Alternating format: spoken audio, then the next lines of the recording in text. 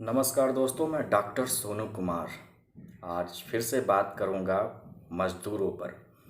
देखिए, जो हमारे देश के मज़दूर हैं, क्या उनकी कीमत तभी रह जाती है जब वो मर जाते हैं? उसके पहले उनकी कीमत नहीं रह जाती है। आप देखेंगे कि कोई राज्य उनके मरने के बाद 2 लाख दे रहा है, तो कोई 5 लाख दे रहा है, तो कोई 10 लाख दे रहा है। लग रहा है उनके जान की कीमत लगाई जा रही है। लेकिन जब जिंदा रहते हैं तो इन्हीं पे चाहती यही सरकारें तो केवल 10,000 रुपये खर्च करके उनको आसानी से घर पहुंचा सकती थीं। लेकिन सरकार के अंदर तो मनसा है ही नहीं। करीब 1.5 महीने से आप लगातार देख रहे हैं मज़दूरों का माइग्रेशन पर माइग्रेशन हो रहा है। लेकिन जब तक मीडिया में नहीं आ जाता, सरकारों को लग रहा है पता ही नहीं चल रहा है। यहाँ तक कि बहुत सारे मज़दूर ऐसे भी हैं जिनकी डेथ हो जाती है और मीडिया में नहीं आता, तो किसी के कान पे जू तक नहीं रेंगती है। आप राम पुष्कर का सुने होंगे, जो कि नवादा में मजदूर थे। उनकी वाइफ बेगूसराय में रहती है, कॉल करके कहती है कि 1 साल का बच्चा जिंदा नहीं रहा। तो तुरंत वो निकल देते और वो फ़ोटो जो मोबाइल लिए हुए सुनता है मज़दूर, तो उसकी फ़ोटो वायरल हुई। आप देखिएगा उसके चेहरे पर, उसके चेहरे की एक एक नसें दिखाई दे रही हैं। उसी से पता चलता है इस देश में मज़दूरों की क्या स्थिति है। आज क्या आपको लगता है विदेशों से फ्लाइट से वंदे भारत अभियान के द्वारा वंदे भारत फर्स्ट अभियान, वंदे भारत सेकंड अभियान चला करके लाया जा रहा है, क्या हमारे देश के मज़दूरों को घर नहीं पहुंचाया जा सकता? सिर्फ 5 से 10 दिन यदि यही ट्रेनें चल जाएं तो एक एक मज़दूर अपने घर पहुंच गया होगा और इतनी दिक्कतें नहीं होगी। लेकिन मैं रोज़ ये घटनाएं सुन रहा हूं और आप भी सुनते सुनते परेशान हो गए होंगे कि सरकार क्या निर्णय ले रही है। सुप्रीम कोर्ट कल कहती है कि मैं इस पे पीआईएल नहीं सुनूंगा। आप सुप्रीम कोर्ट से क्या उम्मीद कर सकते हैं? वहाँ पर कैसे मेरिटधारी लोग हैं? जो पीआईएल नहीं सुनना चाहता डायरेक्ट कहता है यदि वो ट्रेन के ट्रैक पे सो गए तो उस पर मेरा क्या लेना देना, मैं कैसे बचा सकता हूँ? आप सोचिए, क्या सुप्रीम कोर्ट ये नहीं सोच सकता था कि ट्रेन पे उन्हें मजबूर क्यों किया गया सोने के लिए? क्या उनको ज़रूरत पड़ी कि उन्हें ट्रेन के ट्रैक से जाना पड़ा? ऐसी कौन सी ज़रूरत पड़ी कि इन मज़दूरों को पैदल जाना पड़ा? मतलब सुप्रीम कोर्ट में सहानुभूति तो है ही नहीं। हम तो पहले देखते थे कि सुप्रीम कोर्ट हम ही लोगों पे हमला कर रहा है, लेकिन सुप्रीम कोर्ट में तो ऐसी सहानुभूति नाम की कोई चीज़ नहीं है। जबकि इन्हीं के रिटायर्ड जज पहले कह चुके हैं कि हर जज के अंदर महिलाओं की तरफ सहानुभूति होनी चाहिए। तो क्या देखा आपने सहानुभूति? ऐसी आपको सहानुभूति कहीं भी दिखाई दिया? अब औरैया में एक घटना होती है, 24 मजदूर मारे जाते हैं। ट्रक से आ रहे थे बेचारे। बताइए, 24 मजदूर, उनकी लाशें सामने पड़ी हुई है और आप किस तरह की बात करते हैं? उनकी कीमत लगाता है एमपी सरकार, यदि होता है 5 लाख रुपये, यूपी सरकार होता है तो 2 लाख रुपये, कोई अन्य सरकार होगा तो कितना लगाएगा? 10 लाख रुपये। लेकिन ये कीमत मरने के बाद ही क्यों लगाई जाती है? उसके पहले भी आप 10,000 रुपया सिंपली खर्च करके उनको घर बड़े आराम से पहुंचा सकते थे। लेकिन कोई भी ऐसा करना नहीं चाहता। देश में सिर्फ समस्याएं गिनाई जाती हैं और समस्याएं कि जब विकराल रूप ले लेती हैं तो मीडिया में आती हैं तो लोगों को दिखता है। तो क्या ऐसी जो समस्याएं आ रही उससे पहले हम हल नहीं निकाल सकते? और आपको पता है इतनी ट्रेनें हैं भारत में, 5 से 10 दिनों में इन मज़दूरों को घर पहुंचाया जा सकता है। लेकिन एक मंशा होनी चाहिए, क्लियर होना चाहिए। तो इन अप्रवासी मजदूरों के आड़ में बहुत सारी नाकामयाबियाँ अपनी ये सरकार छुपा रही हैं। और एक ही नहीं, सभी सरकारें इसमें शामिल हैं। हमारे देश में कोरोना के केस 86,000 से ज़्यादा हो चुके हैं। हम चाइना को पीछे छोड़ चुके हैं, 11वें स्थान पे आ चुके हैं। आप सोच सकते हैं इन्होंने क्या कंट्रोल किया। रोज़ एक स्वास्थ्य सचिव आते हैं, बोलते हैं हमने डबलिंग रेट कम कर दिया। अब केस 15 दिन में दुगना होगा, 13 दिन में दुगना होगा। उनको छोड़िए, यहाँ तक कि हमारे स्वास्थ्य मंत्री आते हैं परसों के कॉन्फ्रेंस में, प्रेस कॉन्फ्रेंस करके कहते हैं कि डबलिंग रेट 13.5 हो गया है। अब मैं बताता हूँ डबलिंग रेट होता क्या है।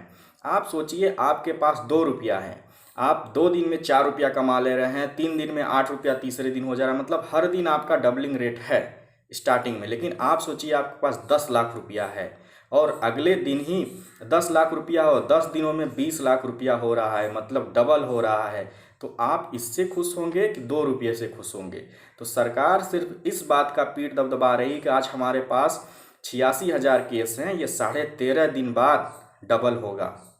बताइए, 13.5 दिन बाद डबल होगा। इसको ये नहीं समझ में आ रहा है, जो पहले केसेस पर डे थे 497 केस, वो पर डे उसके 7 गुना केस प्रतिदिन, लगभग 7 से 10 गुना केस प्रतिदिन लगभग हो रहे हैं। फिर भी कहते हैं बड़े खुशी की बात है, हमने डबलिंग रेट कम कर दिया। दूसरी बात आते हैं, आज ही के दिन के लिए एक नीति आयोग ने डाटा निकाला था, वो डाटा आप भी देख लीजिएगा। नीति आयोग ने डाटा निकाल करके कहा था, और यही नहीं, डाटा के साथ साथ रेंज भी निकाला था कि 16 मई को पूरे भारत में एक भी केस कोरोना वायरस का नहीं होगा। आप बताइए क्यों कोरोना वायरस के केस आज 3800 से ज़्यादा हो रहे हैं? क्या आपको इस पर सरकार से सवाल नहीं पूछना चाहिए कि नीति आयोग में ऐसे कौन से लोग बैठे हैं जो इस तरीके का डाटा देते हैं कि 16 मई को पूरे भारत में 0 केस होगा? इसको द हिंदू भी लिखता है, आज तक भी लिखता है, इवन बहुत सारे मीडिया चैनल में ये दिखाया जाता है और बाकायदे रेंज निकाल करके दर्शाया गया था। मुझे तो लग रहा है जो नीति आयोग में बैठे हुए मेरिटधारी लोग हैं वो कोई सोखा और ओझा हैं। बिना गंभीरता समझे, कोरोना वायरस की बिना गंभीरता समझे कोई भी डाटा ये लोग बाहर निकाल दे रहे हैं। इन्हें ये समझ नहीं आ रहा है कितनी बड़ी लड़ाई है, हम इससे कैसे टैकल करें। और आप यकीन मानिए कि बहुत मोर्चों पे हम असफल हो चुके हैं और ये असफलता का श्रेय सिर्फ हो सकता है मजदूरों पर फोड़ दिया जाए। इसके पहले आपने देखा ही था, धार्मिक रंग देने का प्रयास किया गया था कोरोना को।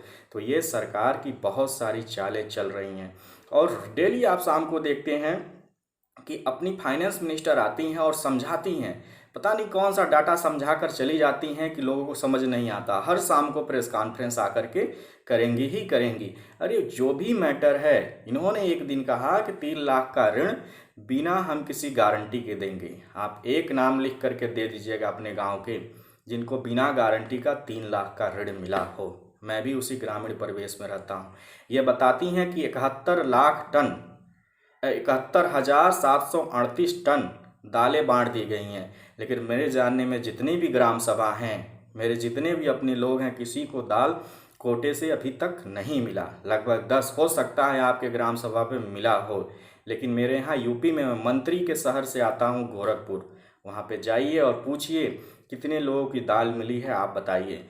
तो सभी योजनाएं कागज़ों पे चल रही हैं, इनसे रोकने के लिए क्या क्या उपाय कर रहे हैं? केवल डेली आते हैं, समस्याएं गिनाते हैं और सरकार अपनी पीठ थपथपाती है, उसके अलावा कुछ भी नहीं रखा है। मेरा मानना है कि सभी दलों को एक साथ लेकर के एक सर्वदलीय सरकार बनाई जाए जिसमें सबकी रणनीतियां शामिल हो और डॉक्टरों के मुद्दे पर एक डॉक्टर हमेशा बात करे कि उनकी क्या समस्याएं हो रही हैं।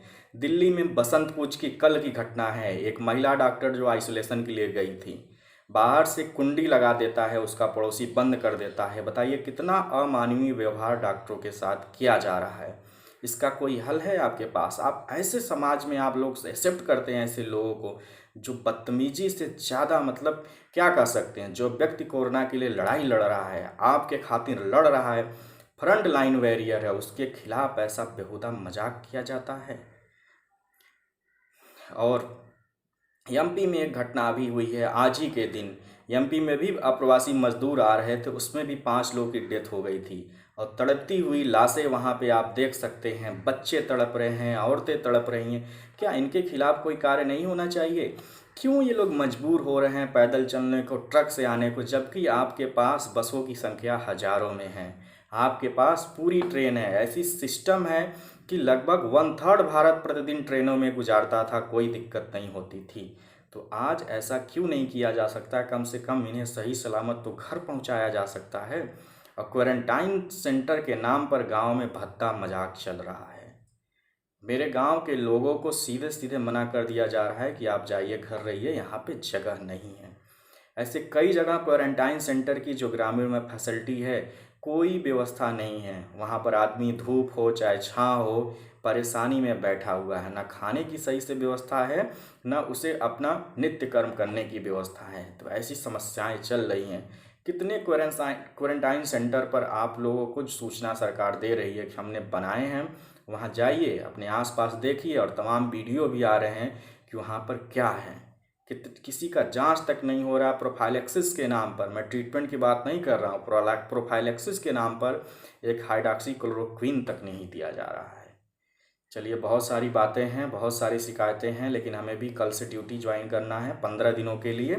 हो सकता है आपसे बात ना हो पाए, लेकिन बहुत बहुत धन्यवाद मित्रों। अपना ख्याल रखिए और घर पे रहिए।